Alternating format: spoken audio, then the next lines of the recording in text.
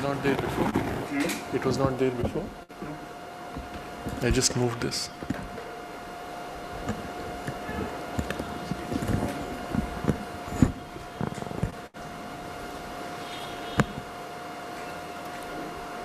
Keep this down, keep the phone down, this device. I think it's radiating.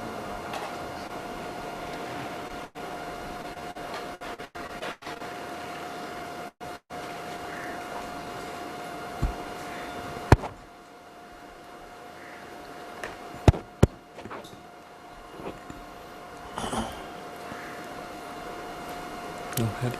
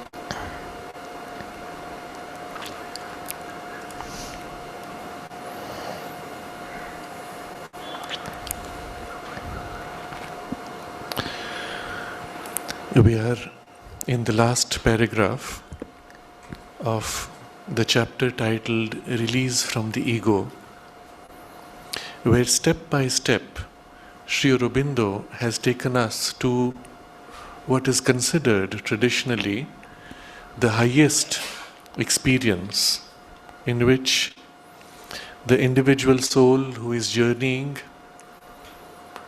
not only attains to the silence of the self, but turns towards that unnameable absolute and loses itself in that. And in that last turn, there is a sense of the self as a void of everything that is here. A void of unnameable peace and extinction of all, even of the Sat, even of the existent, which is the impersonal basis of individual and universal personality. So when that which is basis for universe and individuality, when that is also extinguished, then with it individual and universal also fade away or seem to be unsubstantial, unreal, dreamlike. As the soul merges into that which now can only be seen as a void. These, Sri Aurobindo says, these experiences are the foundation of that lofty illusionism which takes such firm hold of the human mind in its highest overleapings of itself. But Sri Aurobindo now offers to us a different way of looking at this experience. It does not in any way trivialize the value of the experience, but it places it in context to a still deeper and greater possibility. He says, these ideas of dream and illusion are simply results in our still existent mentality of the new poise of the jiva, and its denial of the claim made upon it by its old mental associations and view of life and existence.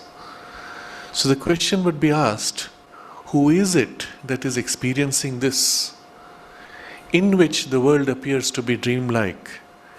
And he says, it is still existent mentality of the new poise of jiva. That is, it is in the journey through the mind that in the highest rarefied extension of that consciousness, that one registers this, and seen from that, all the old mental associations and views of life and existence, all of them are as if denied, abandoned against this. But the registering consciousness is still a refined peak of a mental awareness. And therefore comes the particular outlook that it has from this poise. Briefly, we discussed last time that one can enter the Absolute from various levels of consciousness. Accordingly, according to each, one experiences the Absolute differently. There is a very profound symbol used in a story that has become popular not so much because of its story content, but because of its symbolic content. And this is the story called The Wizard of Oz. It was written by, I believe, a person who was a high representative in the Freemasonic movement, and therefore is full of the symbols of that. The Dorothy there represents the soul in its journey along the yellow brick road, and the three instruments of the body, life force and mind are the Tin Man, the lion and the scarecrow, each of them representing one of these parts. But they are aiming at something, and the journey is to find her way back home. Symbolically, you see how profoundly it represents the spiritual journey. And yet, in the first movement of the journey, when she reaches the one who can take her home, the Wizard of Oz, it turns out the Wizard of Oz is unreal, a fake. And there's something very profound in this symbolism. In fact, before entering his city, which is a city of emerald, one has to put on glasses which are green tinted. And then when you enter the city, you look at everything and it is made of emerald. You take off those glasses and then you find it's not emerald. You enter the Wizard of Oz's chamber and he has this gigantic image and form and great power. But behind the curtain, the real man hides, and he turns out to be not at all a wizard. And there is something very profound in this whole picture, which suggests, if you feel sense symbolically, this whole concept of the deception of Maya, of illusionism of the world. It looks like something extraordinary and grand, and yet there's an illusion, and the person operating the illusion is not it.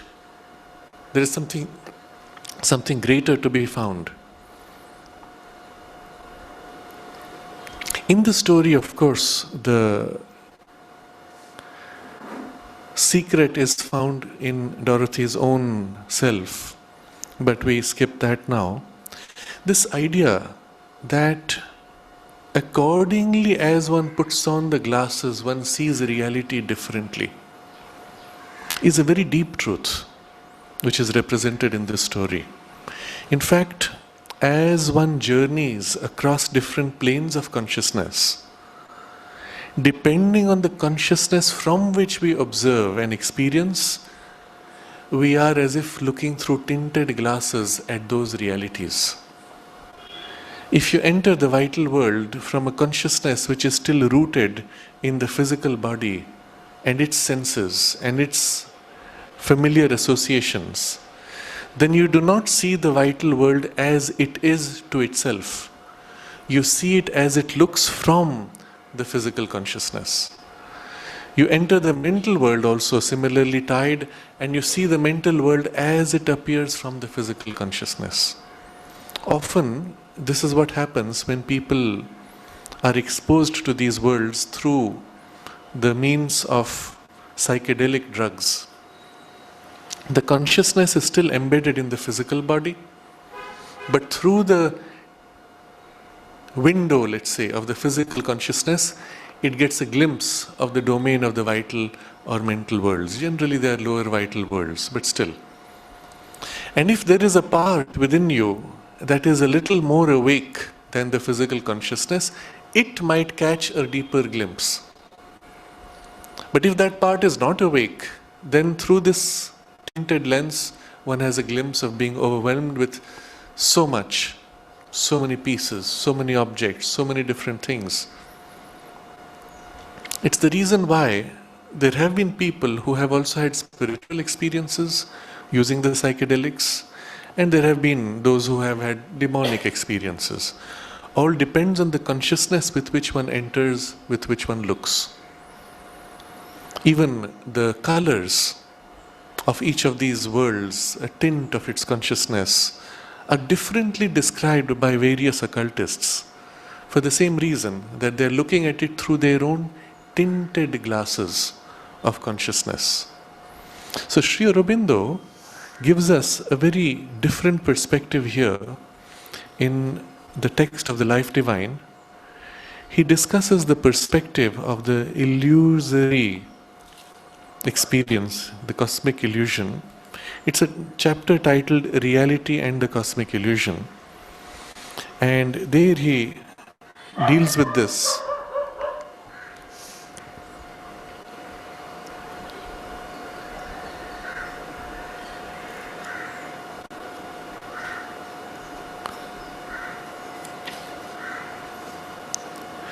If all exists, he says, if Brahman alone exists, then all this must be Brahman.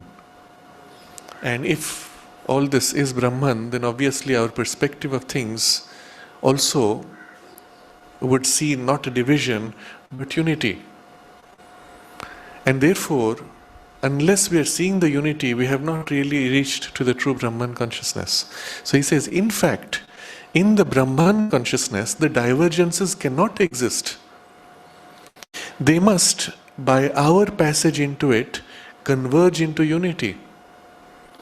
The divisions of the intellectual reason may correspond to a reality, but it must be then the reality of a manifold oneness. So as long as through the mental consciousness I see the world as made up of so many opposing perspectives, opposing truths, opposing experiences, it corresponds to a reality of Brahman, but it corresponds to the reality of manifold oneness, the multiplicity of the oneness. And then he says, the Buddha applied his penetrating rational intellect, supported by an intuitive vision, to the world as our mind and sense see it, and discovered the principle of its construction and the way of release from all constructions. But he refused to go farther. Remember, the entry point is the world as our mind and sense see it. It's the reason why in many Buddhist traditions they do not try to cut off from the world entirely. Even in practices of meditation, the eyes are left half open or quarter open, so that one does not drift into some deep trance, but retains the contact with the physical reality and the physical senses. And through this perspective, when you look, you find the principle of construction, and the way to release from the construction. And so this is the focus of the practice and teaching. But he refused to go farther. Shankara took the farther step and regarded the supra-rational truths, which Buddha kept behind the veil as realizable by cancellation of the constructions of consciousness, but beyond the scope of the reason's discovery. So Buddha kept this behind the veil as a supra-rational truth, realizable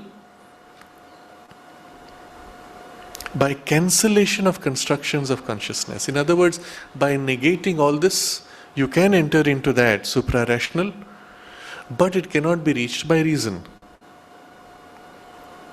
Shankara, standing between the world and the eternal reality, saw that the mystery of the world must be ultimately supra-rational, not conceivable or expressible by our reason. Anirvachaniya. That's the term in Sanskrit. But he maintained the world as seen by the reason and sense as valid, and had therefore to posit an unreal reality, because he did not take one step still farther. So, standing in between these two domains, on the one side, the world as we see it through the rational, and on the other side, the supra-rational, the eternal reality, he still maintained the world as seen by the reason and the sense as valid. And as long as you say that this experience of the world is valid, then from that perspective, of course, it appears to be dreamlike, unreal. But if you take one more step, and this is where he is pointing to, then the whole perspective changes. Then we do not accept the world as it is seen through our tinted glasses of reason and physical sense, but look at it from that perspective. Then the whole situation changes. And Sri Aurobindo describes it thus: for to know the real truth of the world, its reality, it must be seen from the supra-rational awareness, from the view of the superconscience that maintains and surpasses, and by surpassing knows it in its truth, and no longer from the view of the consciousness that is maintained by it and surpassed by it, and therefore does not know it, or knows it only by its appearance. So, if you want to really know the secret of the world, the truth of the world, you can't look at it from within the system and know it.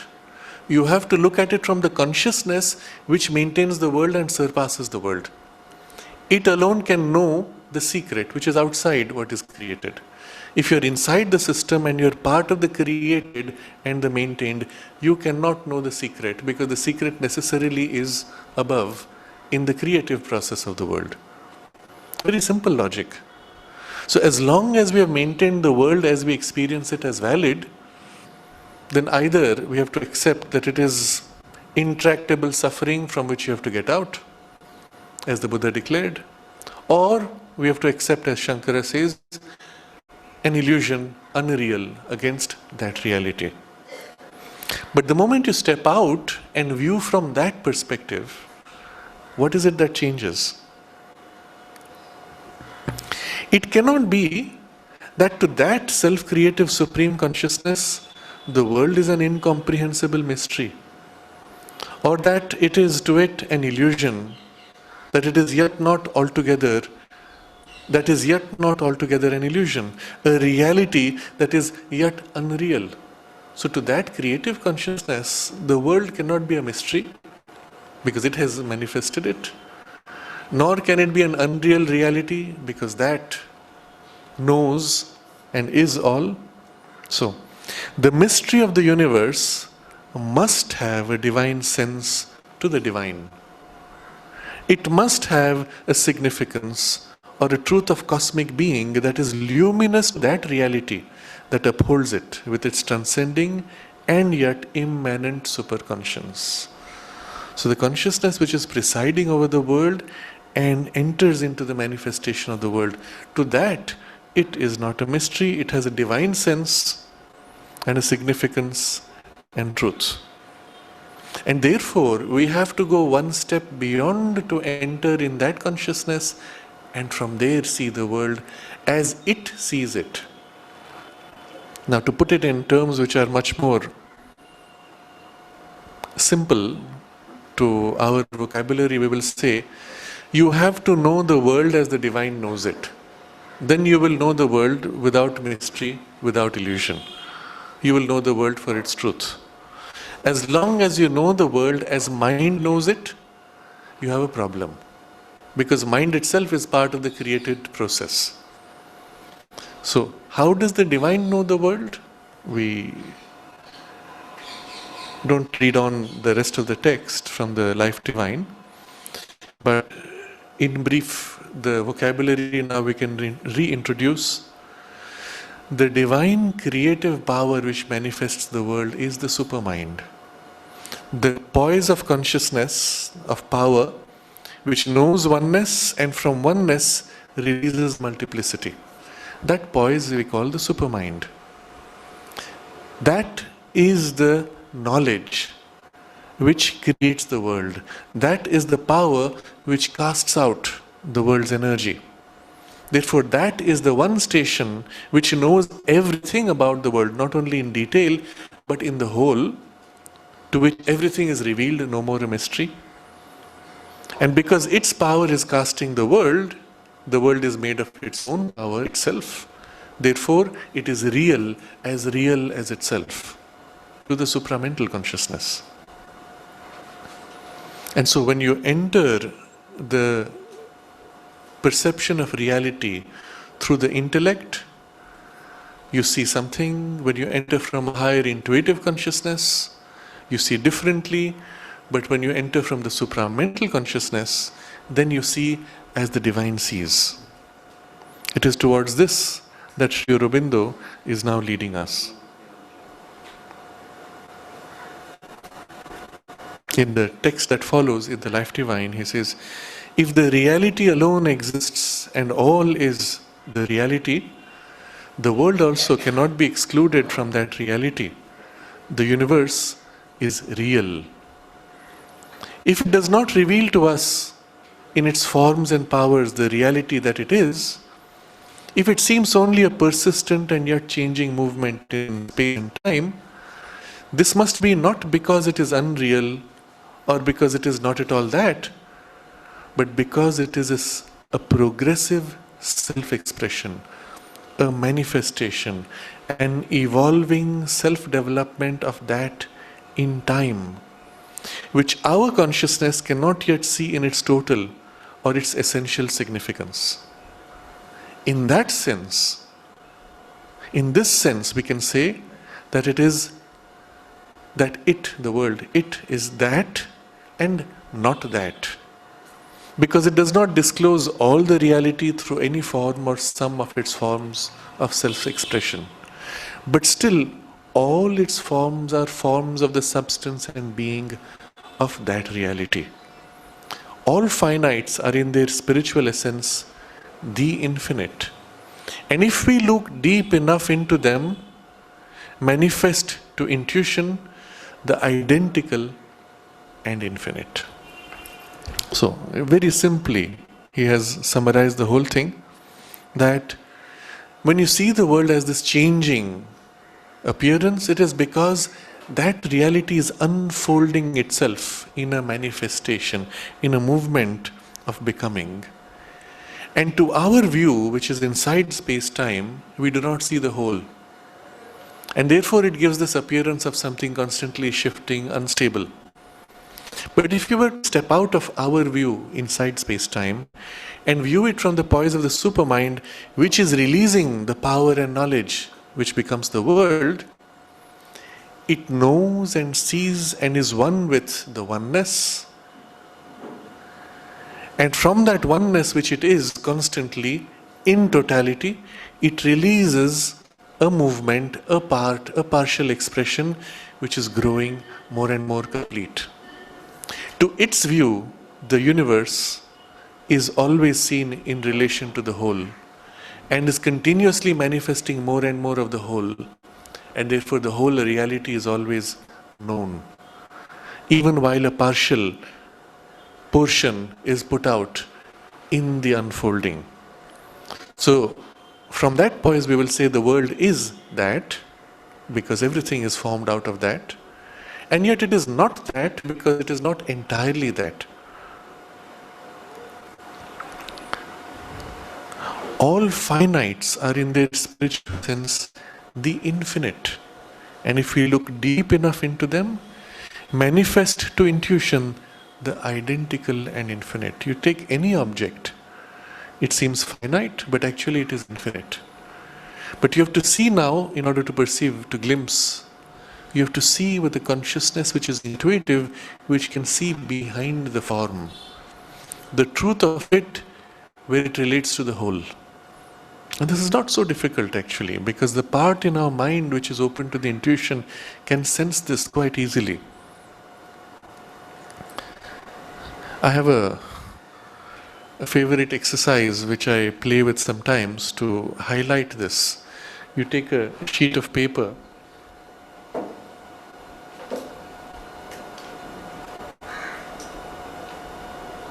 well, in the absence of a large sheet, I can just use this. When you look at the form of it, to the physical senses and the rational mind looking through the physical senses, we will say, this is finite, because I can hold it, I can measure it, I can say, this is 15 centimeters, this is 10 centimeters, this is bigger, this is smaller. They are all finite against the infinity of the universe, which I cannot fully conceive of. But now when you apply a higher faculty of your mind, which is not purely sensory, the mind sees in this finite length, I can cut it into a half, and each piece I can cut into a half, each piece from there I can cut into a half, and I can go on cutting into half and half and half. Not physically, but in the mind's consciousness. How many times can I continue to cut? Unendingly. Any 2 points that you give me, I can find a point in between, isn't it? And so you will find here in this finite piece, infinity of points. Between any two, however tiny, you will find an infinity. And between any of those two which you pick out from that infinity, you'll find another infinity there, unendingly. And let's look at this piece, which is smaller, and again divide by half and half of half and so on, unendingly, and you'll find an infinity of points there. Between any two tiny pieces, you'll find an infinity of points again. How many in all? Infinity, unendingly infinite, inconceivably infinite. This is inconceivably infinite in number of points. This too is inconceivably infinite. But still, from the physical mind, physical senses, I look and I say, but this is bigger, this is smaller. This must have more, isn't it? So you switch back to the mind's perspective, not physical senses. And I draw a line from this corner to this corner. And I draw parallel lines. And I find for each unique point here is a connection to a unique point here. And for each unique point on the small side, there's a unique connection to the point on the large side. Exactly the same, one-to-one. And suddenly at this point, the mind wavers. The infinity here is identical with the infinity here. It is nothing bigger or smaller. They are one and the same, one infinite, in identity. And the physical senses see this big and this small, but now to the mind, which is now abstracted in this vision, this is same as this. Not only this is same as this, now take any piece, any object in the universe, and you'll find you can map this to that. Take a huge mountain, take the Himalayas, take the whole earth, take the whole sun, take the entire galaxy, and you can draw a line, let's say from here to this upper tip of the galaxy and here to the lower tip, and map one-to-one all the points there to this. And you'll say, The galaxy and this are identical, equal in their infinity, in their identity. Now this is something which is obvious to this abstracted part of the mind, but to the physical senses it still creates a kind of a shock. It seems unreal, somehow impossible. And this is the nature of the struggle we have when we look at things from the higher consciousness and from the lower. The two seem to be so different. It is only in the highest station of the creative consciousness of the supermind that you see all these different perspectives in between, and all of them are valid views. If, just as an analogy again, you observe the tree from the perspective of an ant that is climbing the roots, you see a very different tree. You see it from the bee that is floating above the flowers of the trees, and you see a very different perspective. But when you know the tree from within itself, as tree knows itself, all these perspectives of the ant, of the bee, of the bird, and the human, all of them are just perspectives, partial perspectives of the whole that I am, and that I know intimately. The tree knows each of its flowers, each of its roots in identity. So such is the nature of the experience when seen from the supermind. And against that, all other perspectives are, however great they may be, a perspective, but not the whole. So he says, in this text from the Life Divine, all finites are in their spiritual essence the infinite. And we just saw that on a piece of paper. And if we look deep enough into them, manifest to intuition the identical and infinite. Each manifests that same one and the same one infinite. It is contended indeed that the universe cannot be a manifestation because the reality has no need to manifest, has no need of manifestation, since it is ever manifest to itself. But so equally it can be said that the reality has no need for self-illusion or illusion of any kind, no need to create a Mayic universe.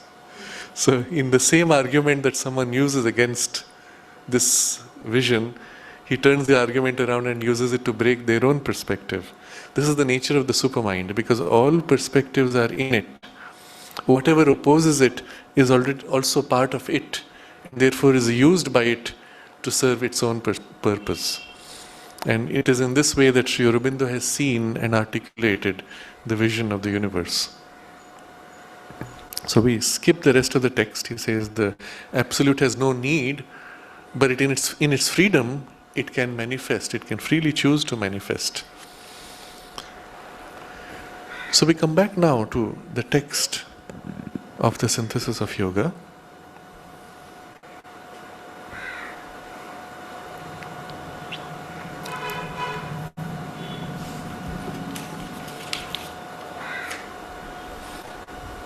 So these ideas of dream and illusion are simply results in our still existent mentality of new poise of the jiva. In reality, what is the reality not seen from this perspective of the mind stationed here, but from the deeper perspective? The Prakriti does not act for itself or by its own motion, but with the self as Lord. Remember, in the approach to this station, where the world faded as an illusion, the whole world was a mechanical energy moving. But the reality, he says, is that it is not acting for itself by its own motion, but with the self as Lord. The Prakriti itself knows in her higher position the self as her Lord, and she herself as energy of the self. So, for out of that silence wells all this action. That apparent void loses out as if into movement all these infinite riches of experiences. That's the relationship of the void with this. And therefore the void is not truly a void. Void only to a consciousness which is incapable of seeing something which is all, but to an intuitive consciousness which can sense something that is all, it is no more a void, but it is the one which is all. And so you have two differences in vocabulary from the Buddhist and the Shankarite system. But even in the Buddhist system, when you go deep into it, not stop with scholarship, but with the great teachers who have actually experienced it, they use not so much the vocabulary of void or emptiness, but they qualify it. They say, it is not emptiness like a blank emptiness. It is an emptiness that is full, but empty because you cannot describe it. So it is the apparent void loses out as if into movement all these infinite riches of experiences. To this realization, the sadhaka of the integral yoga must arrive by the process that we shall hereafter describe. That process will be the theme of the next chapter. How from this station, where the whole world seems to fade out, one turns and regains and reabsorbs the reality of the world. Assuming one has then thus seen now the world as real from the higher station, what then, when he so resumes his hold upon the universe and views no longer himself in the world, but the cosmos in himself, will be the position of the jiva? Or what will fill in his new consciousness the part of the ego sense? So far, the jiva felt itself inside the world. The world is around me, I am inside it. As a result of this experience, I am beyond the world is inside me. So what is the relationship now? How does one act? Where is the place of the jiva in the world? Or what takes place, what plays the role of the ego sense, the sense which allows you to have some sense of individuality? And he answers this question. There will be no ego sense even if there is a sort of individualization for the purposes of the play of universal consciousness in an individual mind and frame. So you may choose to take up a sort of individualization but without ego sense. What is the difference? Individualization is a sense of a focal point, but ego sense is when the focal point feels itself cut off and separated from the whole. When it feels itself complete as a piece, not connected to the whole. And for this reason, that all will be unforgettably the one. And every person or Purusha will be to him the one in many forms, or rather in many aspects and poises. So the key here is unforgettably. Now those who have practiced looking at through the mind, through the deeper intuitive sense, looking at everything in the world and trying to perceive in it the divine presence. If you take this practice through long enough, one begins to feel it vividly. You look at the ocean and you feel this massive presence. You look at a flower and you feel the sweetness of the presence. You look at the bird and you realize it is the same presence playing in a different role, different aspect, different form. But all is filled with and form of the divine presence. And one can of course go deeper into this experience. But when we shift out of this and begin to engage in activity of life, one tends to lose. One tends to forget. One struggles with the reality of that underlying presence, which is divine, and the person and the form and his behavior, which obviously do not reflect or represent that presence. So one sees many layers, many contradictory forms. But here, when one is that, and the universe is in oneself, everything is unforgettably the one. And every person or Purusha will be to him the one in many forms, or rather in many aspects and poises. After all, everything being yourself and the one divine, there is nothing inside you which you can say is not you. And so everything has to be seen as the one in aspect or poise, because it's still the same one in identity, but represents something distinct, something unique in the way it relates to the universe. The bird is the one representing a certain aspect, a certain play of consciousness, a certain relationship with the whole. Even as the ant is expressing a different relationship. So they're all aspects and poises. The one in many forms. Brahman acting upon Brahman. One Nara Narayana everywhere. So he connects it with certain traditional terms of vocabulary. Nara Narayana is a term which he puts a footnote. The divine Narayana making itself one with humanity, even as the human Nara becomes one with the divine.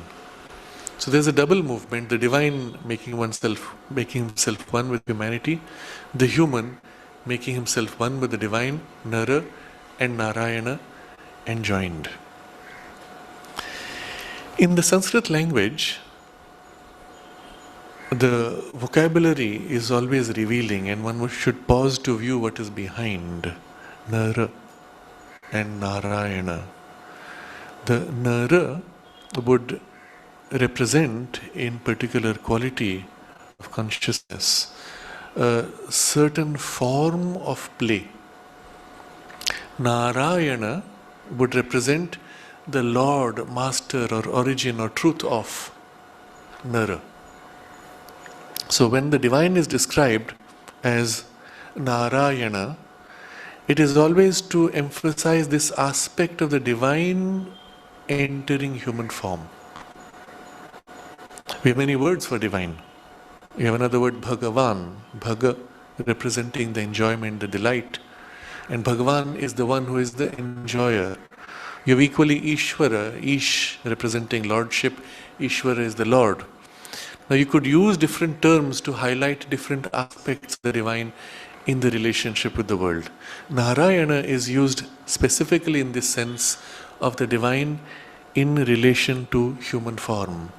Nara being the human, and Nara Narayana with the hyphen joined, representing human uniting with the divine, even as the divine takes on the human form. The union of the two. And so one sees Brahman acting upon Brahman, one Nara Narayana everywhere. In that larger play of the divine, the joy of the relations of divine love also is possible without the lapse into the ego sense. You remember in the earlier discussion, a couple of pages before, we saw certain traditions which, in order to enjoy the relationship with the divine, retain the sense of separateness. Because they say, if you merge yourself in the divine, well, where's the question of relationship? And if there's no relationship, there's no joy of relationship. Of course, there is a different experience of the divine love in the oneness of the divine, but it is not love as we know it. It is more an aspect of the bliss which is experienced in the oneness. But here he says, in this larger play, the relationship of divine love is possible without lapse into the ego sense. If we had to take an analogy, in the creative consciousness of the writer who conceives a story, he conceives one protagonist, one antagonist, and various other supporting characters, each of which is himself, each of which is formed out of his own life experience.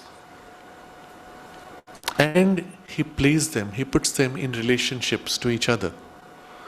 Now, to his own consciousness, as he looks at these characters, it is with great affection. It is with a great joy, because they're all himself, his own creations. Even if he creates a hateful character, the consciousness which creates the hateful character enjoys immensely the creating of that antagonist. And to his own consciousness, there's an identity, a unity with that antagonist character, even as he holds the protagonist with equal affection or identity. And when for the purpose of the play, he pits them one against the other, he knows perfectly well it is himself that is meeting himself. And the play is a play. And even as the antagonist seeks to hate and destroy the protagonist, he, the creator, inside, knows it to be a play, and knows that inside this hatred is the identity, and even secretly an obsession, a love. An obsessive love, perhaps to the ego sense of separateness. It takes on a perverted form, but to his own consciousness, which knows identity with both, it is only a different color, a different play of the relationship of love. So when we thus live in that consciousness of unity, all these being aspects of the same one, there is possibility of the relationship of love.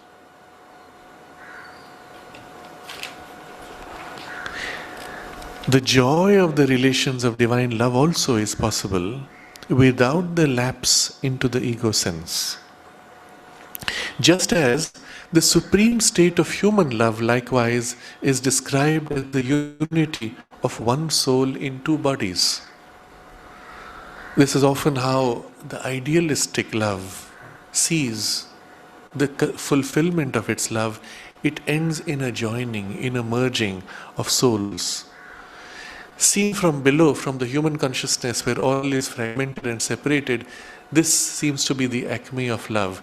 But from the perspective of the divine, this is the reality always, because it is the oneness which is in each being, the union of souls, but soul not in separation but in the identity with the oneness.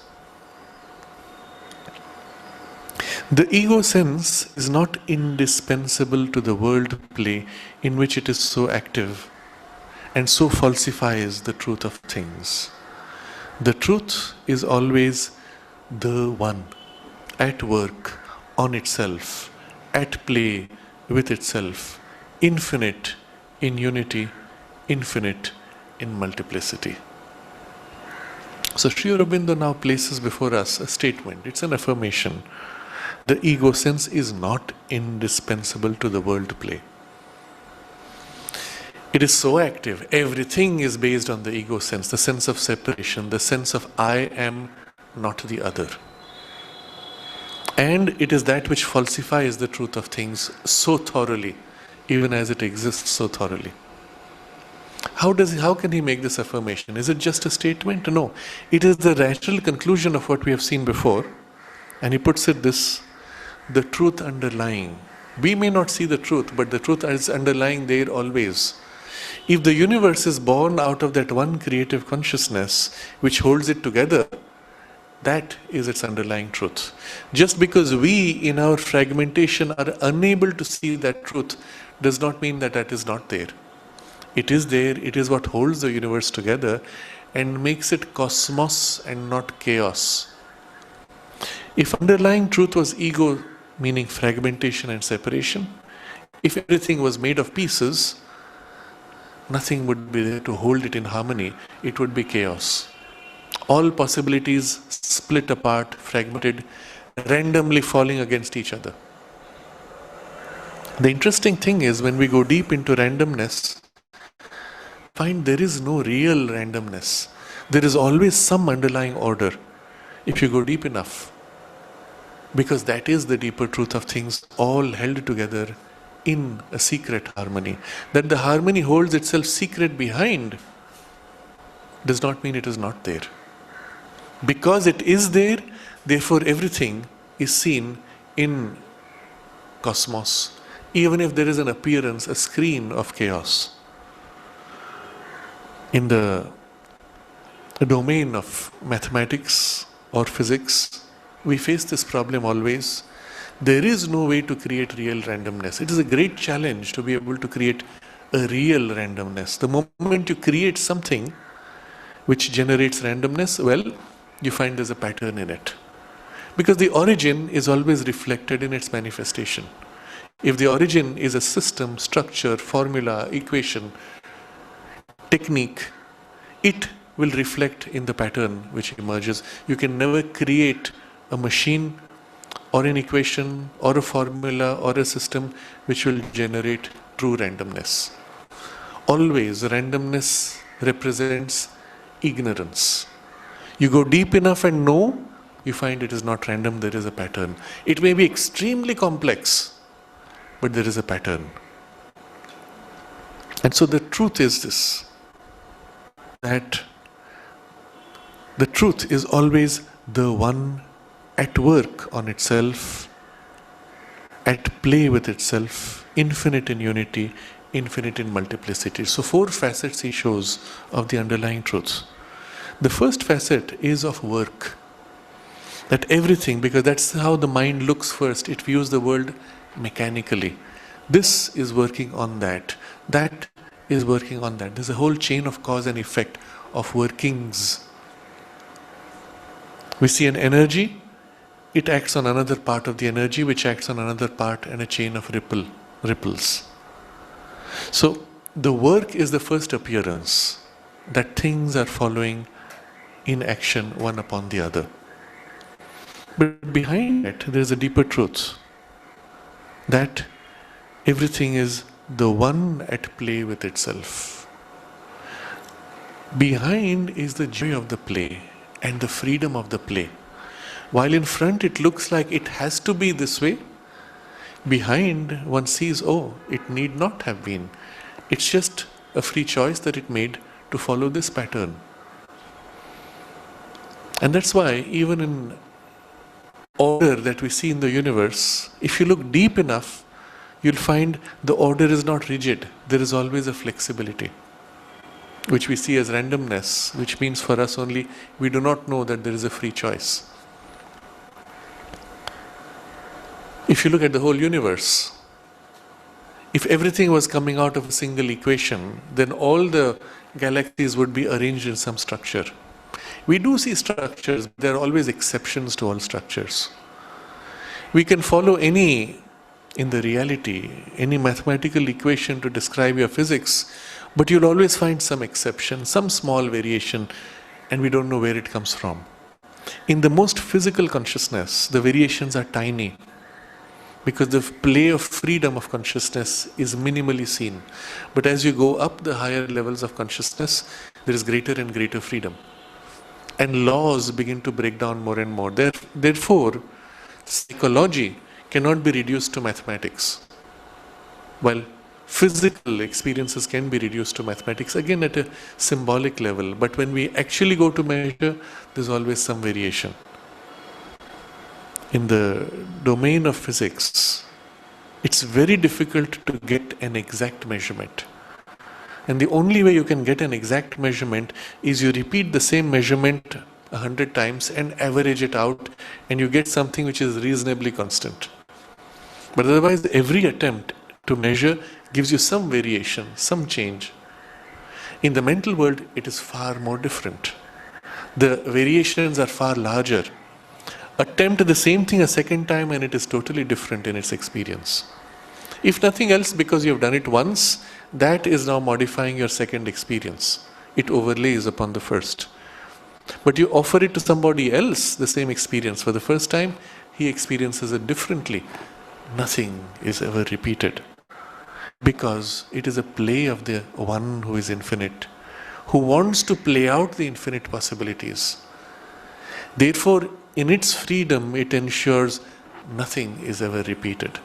And all repetition is only an appearance superficially in a general sense. But in the detail, nothing is ever repeated in this universe. And so we come now to the third perspective. infinite in unity. Although it is one playing in the oneness of the one, there is an infinity of possibilities, an infinity of aspects, viewpoints of itself, infinity of poises and of relationships of all these poises, aspects and viewpoints. And if it is infinity, it is not merely the mind's infinity, but it is an infinity of infinities, and an infinity of those infinities, and an infinity of all those infinities, unendingly infinite in the hierarchy of infinities. Mind boggles. And in that, you have at each moment something which is infinite, but at each moment what emerges out of that is something of an even greater infinity, and an even greater infinity, and an even greater infinity. Nothing ever repeated. Each moment it is more rich, more complete, progressive in manifestation. So infinite in unity. And the fourth perspective, infinite therefore also in multiplicity. In the oneness, all these possibilities are held, and as it moves into manifestation, all these are put out in the multiplicity. So the idea is, infinite in the unity holds the potential. All possible relationships are held within it. And infinite in multiplicity moves it into manifestation. All the possibilities are unfolding continuously. So the truth is always the one, at work on itself, at play with itself, infinite in unity, infinite in multiplicity. In this, if this is the truth always, and the divine has formed a universe out of that, and we also are formed out of that, to his perspective, ego sense was not needed in order to experience this play. So ego sense is not indispensable to the world play. It's obvious now from that perspective. Now we look at where this came from, we remove it, and now a liberated consciousness can still play out the role that the ego had of an individualized center, but without needing for the sense of ego, the sense of separateness. So he writes here, when the individualized consciousness lives in that truth of the cosmic play, then even in full action, even in possession of the lower being, the jiva remains still one with the Lord. And there is no bondage and no delusion.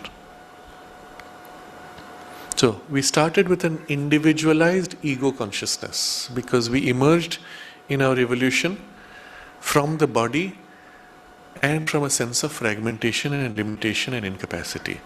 And this individualized ego consciousness rises to now its unity in the oneness and lives in the truth of the cosmic play.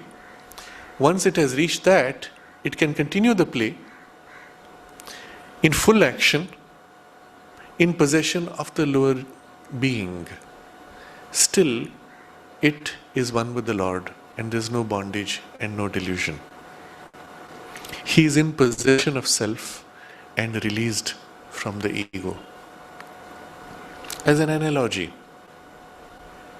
if we were to take the fingertip as a separate personality, and the hand is allowed for this, allowing the separate personality to play. Yes, there is chaos, they bump into each other, they conflict in each other. But when the fingertip releases its sense of separateness and takes the trouble to realize that it is part of the hand and recovers identity with the hand and with the person who has many hands, and now from that poise of the person plays out the role of the finger, it knows all other persons and can act always freely in harmony, spontaneously in harmony with other fingers. It can still choose to identify itself as a finger without ever forgetting or losing the fact that it is the person in whom the fingers exist, and it is all the fingers equally, even as it chooses to focus more on this one finger or the other. They are all my bodies, my forms, even though for the moment I choose to focus more attention on this perspective through this body and through this form.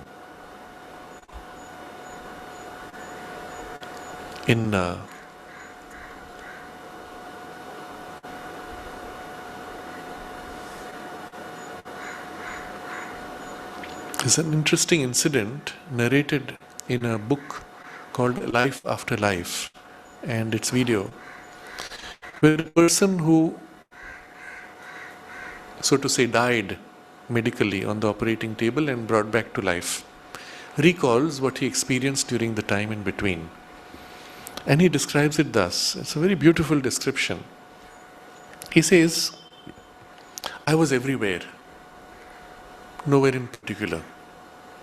And he mentions many cities. I think it was in the US. So he says, I was in Moscow, in London, in Paris, and everywhere at the same time. And just there was this sense that this particular body has a special relationship. He is not stuck in the body. He is not attached to it in a compelling way. He is everywhere, but this body has a special relation. But you could just as well have withdrawn that special relation and built a special relation with another body. And this is the sense of how one relates to the individualized focus. But again, you can, by degrees, put more attention on the focus. So I, as a person, can observe my finger sensation and put full attention on this finger and at the fingertip, as if to the exclusion of all else. So I withdraw all of the fingers and I put full attention on this finger and the fingertip. But all the while, I know that I am not this fingertip. I am only putting full attention there for a purpose, for this lifetime, for this particular action. And when necessary, I can bring back my awareness of everything else, which was never lost, but it was as if held back behind. The thing which is held back is never totally lost. To the supramental consciousness, which thus manifests the whole world and enters every little detail down to every atom and the subatomic particle, each is its special concentration in the cosmos on that point, on that particle, on that flow of that energy. Even as simultaneously it has full attention on the flower which is made up of each of those atoms, and on the tree which has all these flowers in itself, and on the mountain which has all these millions of trees, and on the galaxy which has all these billions of planets at the same time. And all entirely in exclusive focus for this purpose, it retains the full awareness of the whole as if behind, supporting, never entirely lost in the supramental consciousness. But the part of the consciousness which is inside does not know that. And that part, that layer of phenomenal experience is this physical world, where each particle feels itself, I am separate. That is not I. And the play continues there. And that's why we use the term of a veil, a screen which separates the knowledge above from the ignorance below.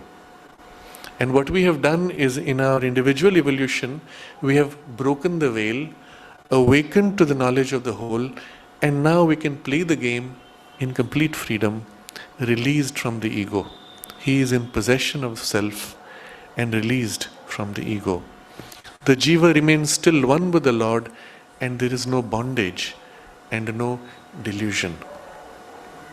Delusion is that sense of self-loss, self-forgetfulness. I have identified myself with this puppet, with this figure, with this play into which I entered. I, as the actor, as I am playing out this role, have forgotten that I entered willingly this play and this role, and that it is a play of an appearance. I am always free to not be this. There is a beautiful story which is narrated. Once a cow cowherd saw a baby lion which had lost its mother. And so he took it and fed it. And it grew up along with other cows. And he would take them every day. And the baby lion, as it grew surrounded by the cows, believed itself to be a cow. It tried to moo, or with the sheep it tried to bleat, and pretty much succeeded, not too well. And one day, when it was going to the river, a lion, full-grown lion, came and said, "What are you doing with these cows and with these sheep? You're a lion." And the poor fellow said, "No, I'm not. I'm afraid of you. Please don't eat me." And the big lion says, "No, you're a lion. Wake up." And the fellow says, "No," and he starts bleating and mooing. And the lion said, "No, you should roar like me." And the fellow says, "I cannot roar."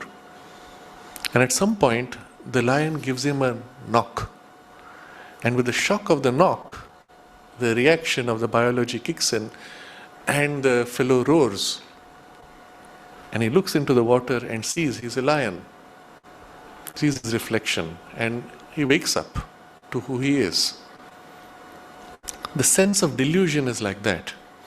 You've identified with a partial appearance or a partial experience, a partial identity, and to that extent a fake appearance. And you're so identified you have lost the threads of awareness which would help you to recover yourself.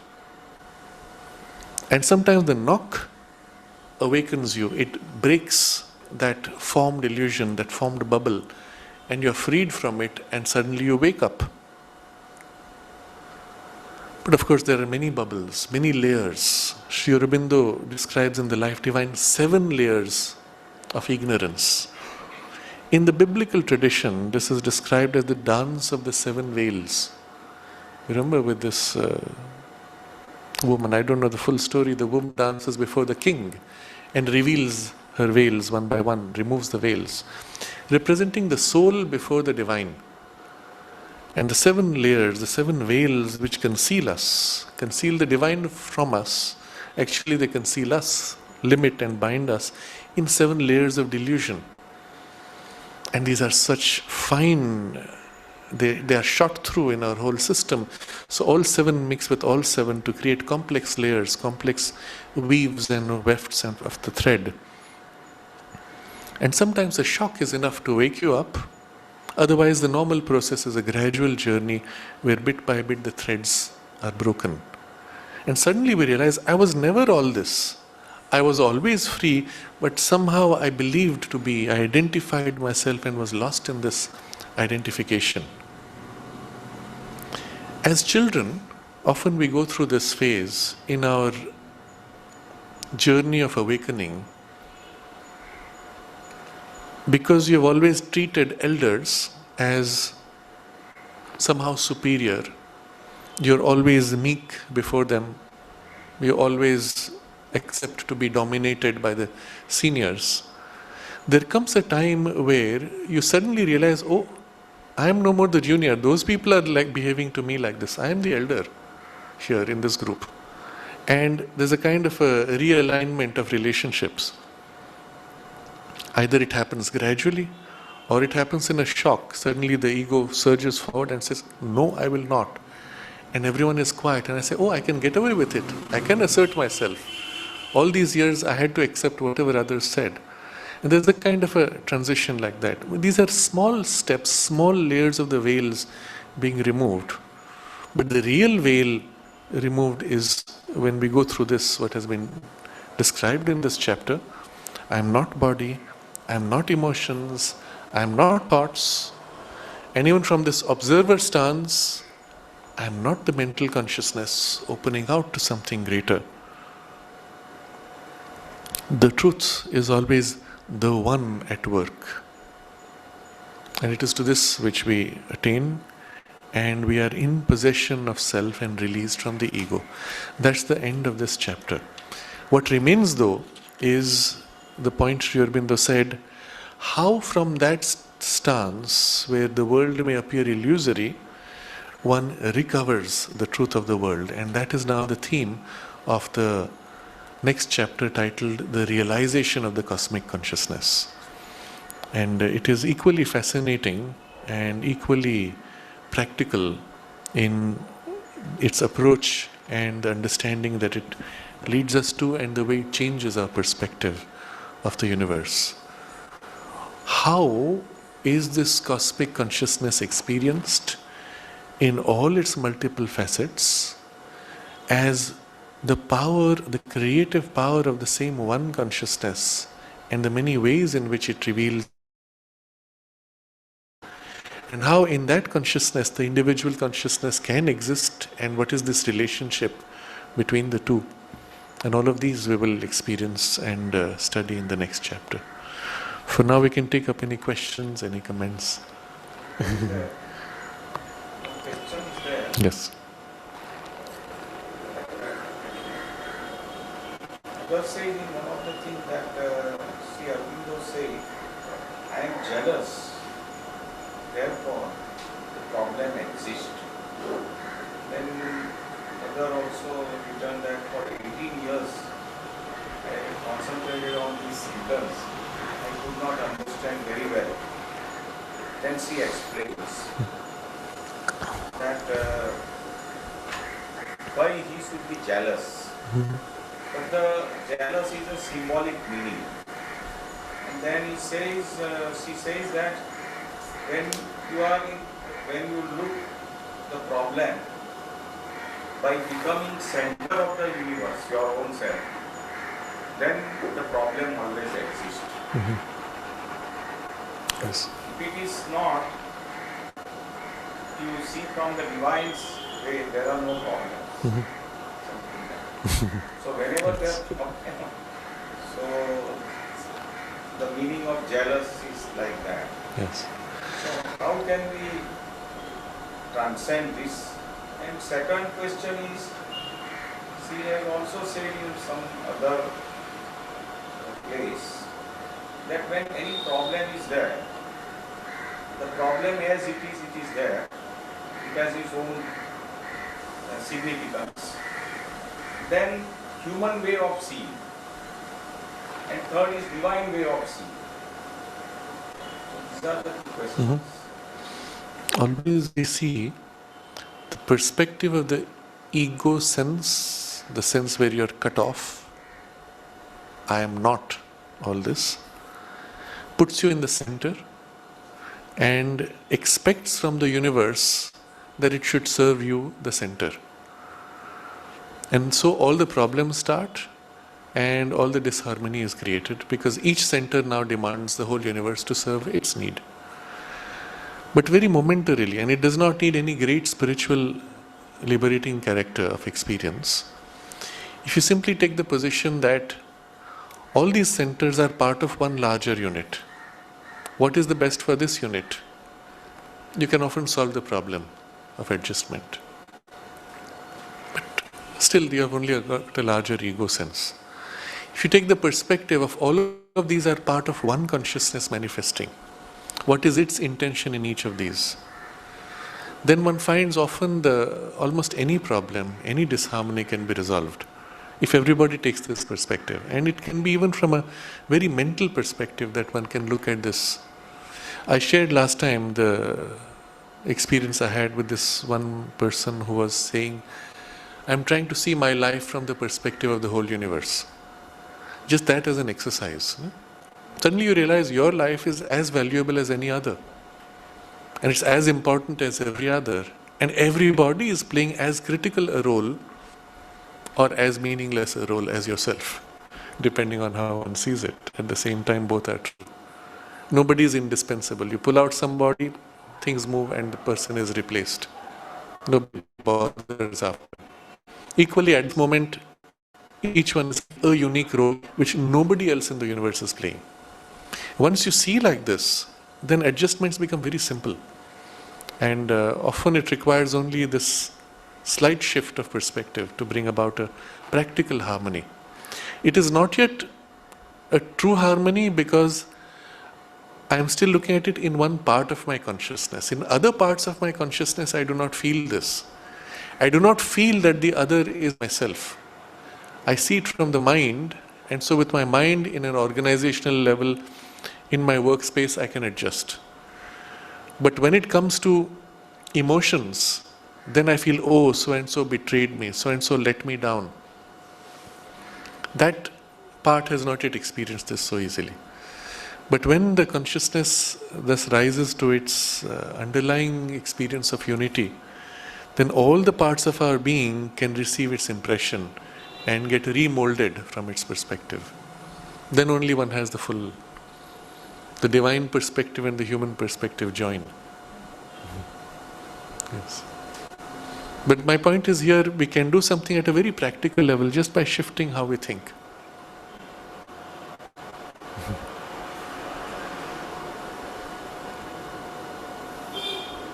Because the capability of seeing blindly is little.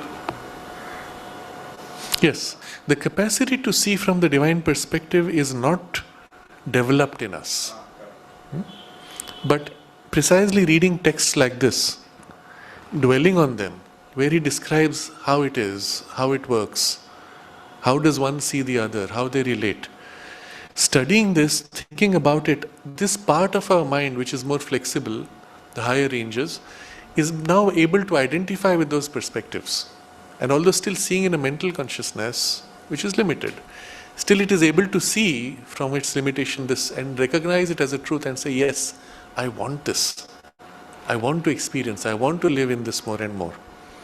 And one can attain a very, let's say, cultured, refined state of the mind where a person lives by these values. Generally, once a part of the consciousness now begins to live in it, other parts tend to follow. The emotions and the higher parts, more selfless emotions now begin to grow. They begin to fill and take the place of the narrow personal interests, and that comes forward, and so on. Bit by bit, the whole nature begins to be recast. If you observe the true nature of culture, you will find it is a movement in this direction, in the mind and in the emotions. Although, at a crude level, one is forced into it. As a child, you're told, first you give others, then you take. Why should I? Oh, that's how it's done. Otherwise, people won't respect you. Whatever the excuse you may give, the act of giving others first already starts a process of recognizing something. And you begin to experience very quickly, when you see somebody else satisfied, your satisfaction is greater. And so the experience begins to fill now. And all of these steps are what we call refining, culturing of society.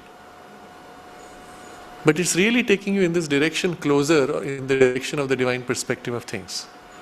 But through an artificial, external, mechanical means.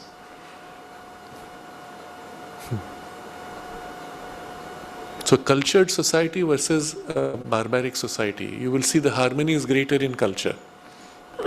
Because the underlying oneness is more revealed in all of its actions. Symbolical jealous actually word was used. I am not familiar with that text, so I don't know offhand, yes. But if you see, the core of jealousy is the sense that I don't have what the other has. Core of it is the sense of separation and the sense of lack. The underlying truth is, what you have is myself in that role. When one dwells on this idea that we are all forms equally of the same one, it is the same one inhabiting. When that one takes this particular poise and aspect, it is me. When it takes that particular poise and aspect, it is you. Then it is I who am having that experience in you. And there is no need for jealousy. I am complete now. When, let's say, a person, I look at an astronaut who gets to fly in this rocket, in a space shuttle, go into outer space and come back, and I'm jealous. Oh, he has such a good fortune, I don't have it. If I shift my perspective and view it like this, in order to have that experience, I would have had to be trained as an astronaut. I would have had to have a mentality which is acceptable for astronaut training. I would have had to have an education and a particular financial and other context which would allow that training. In other words, I would have to become him in order to have that experience. Then I cannot have it. Right? I who grew up this way with this mentality. In order to have that experience, I would literally have to become him from birth on, and then only get that opportunity. But the truth is this, the I which wanted to experience that has taken birth in that form, gone through that journey, and is experiencing it. And the I which wanted to experience this particular relationship with the universe has taken birth and gone through this journey and is here. It is still I, isn't it? And this idea of the I is something much larger, more complete, taking so many lines of birth experience through so many forms, and it is still I. What would it be like for me to be a slave on a galley, on a ship, in the Roman era? Yes, it is I who was interested to have this experience, which took birth as that person who was a child who grew up to be the slave who was on the galley. I've already had that experience. In my total I, it is already there, I've done it. You see, in the larger consciousness, we have experienced all those things, of all those beings, of all those creatures. We are experiencing it right now. And every possibility which we might want to have still for the future, we will be experiencing through those various forms. Isn't it? The whole universe being ourselves and all the parts in it are just us choosing to experience things differently. When you think of it like that, there's no jealousy anymore. You're grateful for, wow, what a wonderful experience. This person does not have the memory of that, but the self behind is absorbing all these experiences and growing.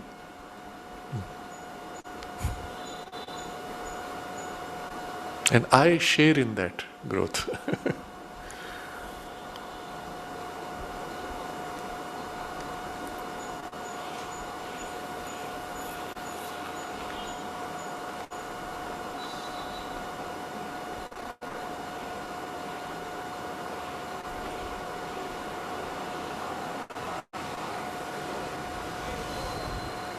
In the divine consciousness, every possibility of every experience is already held. Anything that can be is already there. From that poise of the infinite unity, it puts out certain experiences in alignment with other experiences, and that is what we call the manifestation, and a progressive manifestation. So in the divine consciousness, there is the possibility of everything being lost. A complete blank, zero, emptiness. Equally, there is the possibility of everything being revealed in a complete, splendorous manifestation of all divinity, all powers. And all possibilities in between are equally present. So when the divine chooses to move into manifestation, it can sequence them. First this, out of this that, out of this that, out of this that. And that sequencing freely done is what we perceive inside the system as, oh, this caused that, which caused that, which caused that.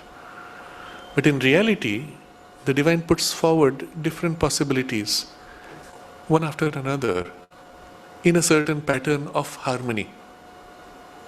And that harmony we see as cause and effect. So to this liberated consciousness, there is no chain of compulsion. There is no karma. Everything is a free expression in harmony. And at any point I could choose a different line of harmony, a different line of expression, freely, with no compulsion, no binding. And all the universes, all the possibilities are held there and could be played out in any way. So there's a great experience, considered one of the high experiences, where you experience the whole universe recreated at each moment, and at each moment completely free of the previous. But because there is a sense of harmony in the sequences, we say, oh, this is cause and effect. There's no real cause and effect. Everything is a free expression of the self, at each moment, recreated. Mother refers to this experience, the whole universe being reborn at each moment. In the Buddhist tradition, they value this, and it's described differently. They say you can experience the steps of time. But when you say one moment and the next moment, what is in between? No time. What is no time? Is this underlying transcendence, freedom of the self. So from this point to the next, everything is new created at each moment.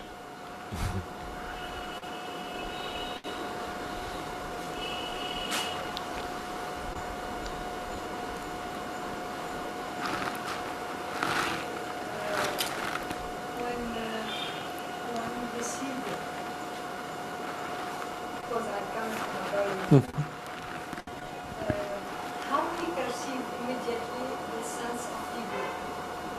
When one is? After the death. After death. Ah, okay. How we perceive it? Yes. I mean, I'm speaking about somebody who is a little bit conscious. Yes, yes, of course. Yes. How we perceive this Mm-hmm. Mm-hmm. So especially because I mentioned that experience of a person who had the free consciousness. Yes, yes. Yes. So the question is how one perceives ego after death. The sense of ego is still there. I am still a person separate.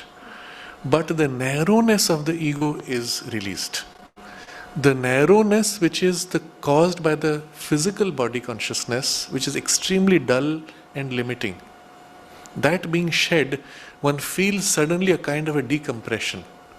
As if the consciousness was compressed and now it's released, like a spring released, a relief in a widening. Oh yes. Everybody feels it. The transition may involve a passage of momentary clouding or confusion, because the transition, depending on whether it was smooth or not. But if the person is more developed and the transition was smooth, you just feel yourself suddenly released from this compression, and the whole consciousness releases and becomes wide and free. You still have an ego sense, but now in the subtle body, and you have no more the dullness and denseness which the gross body brings.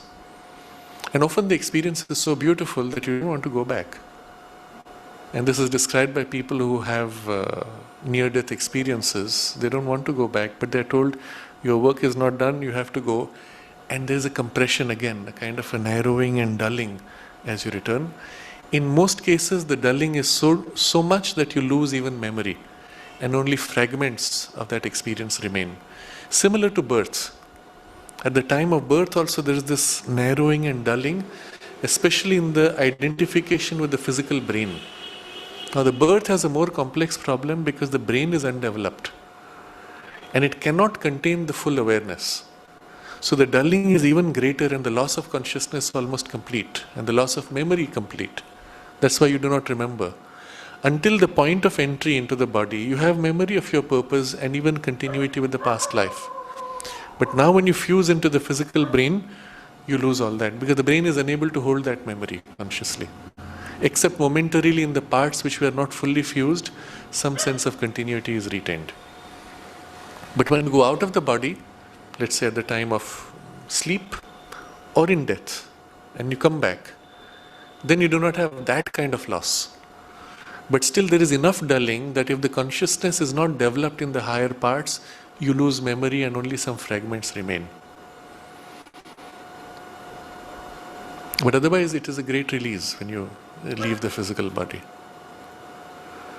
There are so many worlds and so many beings in all those worlds who look upon the physical world as a domain of great suffering, and even souls who choose to take birth are considered to be souls which are more adventurous. And when you go from the physical world into these subtle worlds and they see you, they say, oh, you are from that domain. And there's kind of a respect because you chose that kind of experience. And then that's precisely the whole point here, that we entered the physical world and the physical domain in order to bring those higher possibilities into this.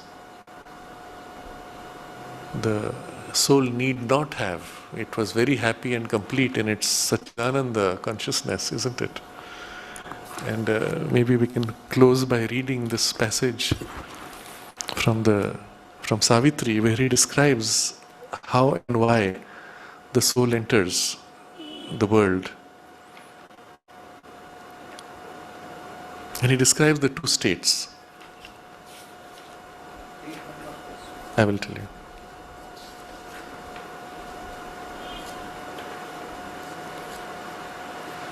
So this is from Savitri, the way of fate and the problem of pain.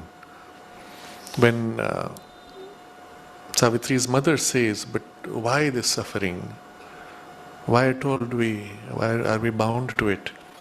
Narad answers, this is page 454 onwards, 2 pages. O mortal who complainest of death and fate, accuse none of the harms thyself hast called. You have asked for it. This troubled world thou hast chosen for thy home. Thou art thyself the author of thy pain. You chose it, you created all this. Once, in the immortal boundlessness of self, in a vast of truth and consciousness and light, the soul looked out from its felicity. So you are in this felicity, the paradise. It felt the Spirit's interminable bliss. The bliss never ends. It is infinite and it is eternal. It knew itself deathless, timeless, spaceless, one. It saw the eternal, lived in the infinite. Then, curious of a shadow thrown by truth, it strained towards some otherness of self. It was drawn to an unknown face peering through night. This term, shadow thrown by truth. These are the only way you can explain these experiences. When all is light and bliss, there's no shadow. All is truth. And yet in the very fact of the completeness of this truth is the possibility of a shadow. That is, what is it like to not have this completeness? The fact of completeness automatically creates this possibility of experiencing incompleteness, incapacity, limitation. What's it like? Now, within the domain of the light, you can of course narrow yourself to limit, but you always know the oneness. But you could say, what would it be like if I couldn't remember the oneness? I couldn't feel it and I lost it completely. Right? The truth being casts a shadow of its otherness of self. And the soul says, that would be an interesting experience.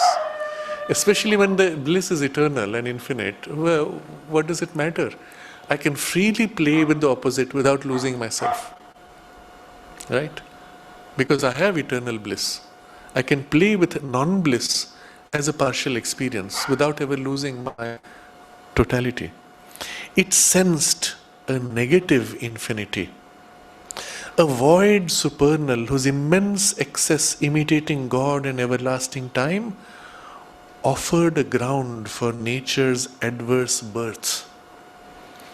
And matter's rigid, hard unconsciousness, harboring the brilliance of a transient soul that lights up birth and death and ignorant life.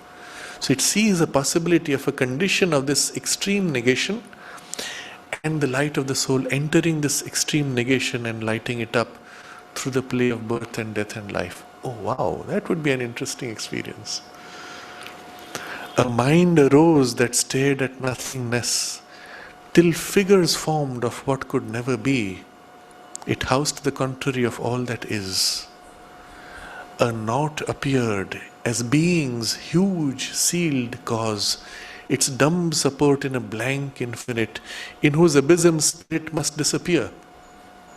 A darkened nature lived and held the seed of spirit hidden and feigning not to be. In the darkness of nature, the spirit could pretend as if it doesn't exist, as if it is lost. What an experience that would be.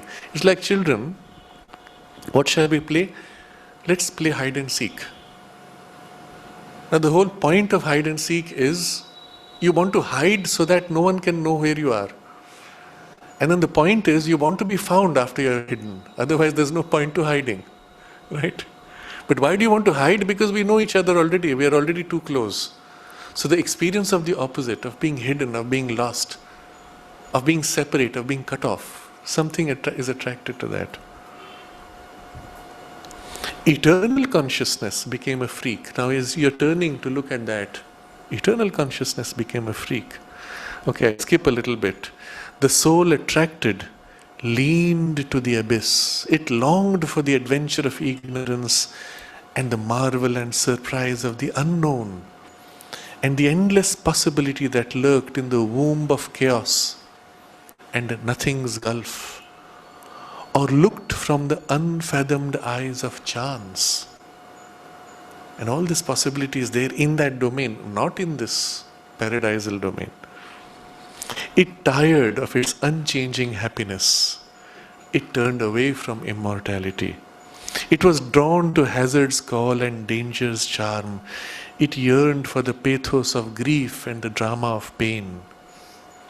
Perdition's peril, the wounded bear escape. It's a little bit like children. They want to play video games. And in the video games, you have to enter the most dangerous domain. Fight with the most scary monsters. Overcome the greatest challenges, but any moment you could slip and fall and die. What happens? Well, you start again. You want the fun of the game. So instead of starting the whole game again, you have 3 lives. So you died once, okay, you died second time, you died third time, oh, that was too much. Start the game again. And in the game, once you have overcome and conquered the current challenge, now you're skilled enough. What happens next? You shift to level 2, a little greater challenge.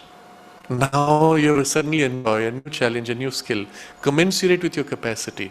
And then again, level 3, level 4. Each time a greater challenge and a greater mastery of the situation. Each time you pick up new skills, new powers which you can employ. Literally the same thing happening here. The wounded bear escape. The music of ruin and its glamour and crash. The savor of pity and the gamble of love and passion and the ambiguous face of fate. A world of hard endeavor and difficult toil and battle on extinction's perilous verge. On the brink of extinction, you have to struggle and fight to survive. Wow, what an adventure.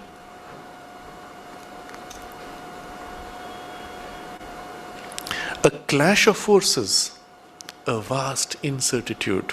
You see, he's capturing the world as it is seen from above, from the oneness.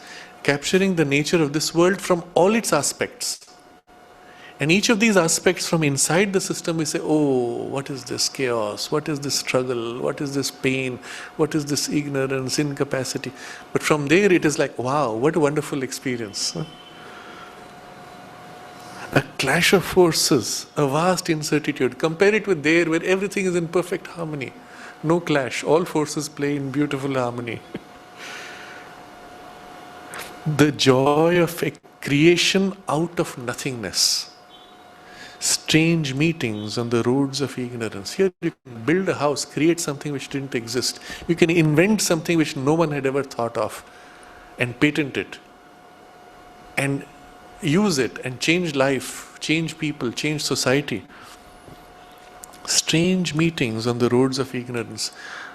I feel like we have met before, but I think it's the first time we have met. What's this familiar sense I have? And the companionship of half-known souls, or the solitary greatness and lonely force. You can be all alone against the whole world and stand for a truth. And the lonely force of a separating being, of a separate being conquering its world. Wow. All this, called it from its too safe eternity. And the soul feels called now. A huge descent began, a giant fall. For what the spirit sees creates a truth. And what the soul imagines is made a world. Remember, it is the one soul, the one self, which is viewing this. A thought that leaped from the timeless can become indicator of cosmic consequence and the itinerary of the gods, a cyclic movement in eternal time. Thus came, born from a blind, tremendous choice, this great perplexed and discontented world, this haunt of ignorance, this home of pain. There are pitched desire's tents, grief's headquarters. A vast disguise conceals the eternal's bliss. So the eternal's bliss is still there. At the level of the soul, it is still in that eternal bliss, always free. But the vast disguise now with all this forms and appearances conceals it. I am so many layered, sevenfold into seven, all these layers. Where is this eternal bliss? I don't know it.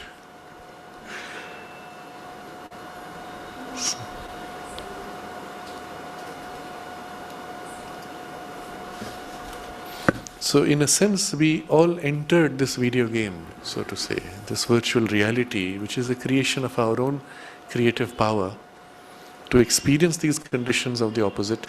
And there are so many all possible levels in between, and beings enjoying and experiencing each of these levels. There are domains where beings chose to remain only in the blissful play and the joy, and they play that. There are domains where beings accepted partial limitations, partial aspects, and they play that. And then there is this domain of matter, where the most adventurous soul said, I'm going to experience this and struggle to manifest the divine in the darkness. And out of that darkness, bring out the bliss, manifest the bliss of the divine. Conquer this territory. So, yes, absolutely wonderful. Yes. Yes. We have to see from above to appreciate this perspective. That's why Sri Aurobindo gives us this gift. Reading this, we are enjoying the perspective of the soul from above, although we are here now. The part in us which is able to know that is glimpsing it, isn't it? And then there are other parts which don't glimpse it. My body experienced the thrill of this vision, but itself did not see the vision. Right? So when my body gets a knock, ouch, that's hurting. When the body can share in this perspective, then this knock, the body will say, I got bumped to the divine. That was nice, interesting. Yes.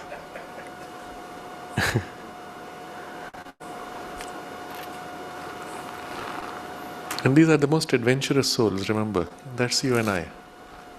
That's all of us here. So sometimes when you feel a little overwhelmed, will you say, oh, what is this life? Why am I going through this? Is it worth it? Oh, this is so bad, so difficult. You can reread this. And it will help you to review from a higher perspective and say, okay, now I get it. Oh, so many more passages like this where he just lifts you up and shows you the whole picture from above. The passage we read from the Life Divine, from what we are reading in the Synthesis of Yoga, all of these are really steps of shifting our worldview. The whole paradigm of who we are and what we are and the world and our relationship with the world, everything is going through changes bit by bit. And that's why it helps to reread and review. And each time somehow something of the lower parts which don't directly experience, they get more awake and they get a little more. And sometimes you'll find when you are in a heightened state, even the body shares partly this sense that yes, the whole thing is divine, all substance is divine. Something of the body consciousness can capture that feeling. And when we have that, then we have on a physical level in the body consciousness also certain experiences and even miraculous outcomes. A miracle is nothing but a consciousness operating on this higher principle or closer to the principle of truth, imprinting itself on a lower consciousness which doesn't know this truth. And so momentarily a higher truth is expressed, and on its basis the lower is reformed, and you say, that's a miracle. But when the lower consciousness begins to share in the higher, then every moment, every action is a miracle, small or big. That was the nature of the experience people had with the mother. Panditji used to say every moment was a learning experience, and everything which happened around her, from a normal perspective, we would have said a miracle, but being in her consciousness, it seemed the normal thing. It had to happen like that. It couldn't be otherwise. I've shared this story. Somebody who came from the Navy, from Chennai, he asked Panditji for appointment with the mother. And Panditji came back and said, Mother has given you appointment at 10:30 tomorrow. And the man said, but I have to go back. My ship will leave. And Panditji simply said, if Mother has given you appointment, then your ship will wait. It's obvious, right? And the guy said, no, I have to go back. So he left, and as it was, the ship had to wait because of something which took place. And then, of course, he came back later, met the mother, and used to come every year for a long time. But when you are surrounded by that, things are just falling into place naturally. And that's how it's supposed to be. The world was meant to be like that, right? So at the moment we begin with the parts in us which are most open and ready to glimpse, feel, and begin to express partially something of the higher truths. And bit by bit it will seep down into all our parts. And we speed up that process consciously by yoga.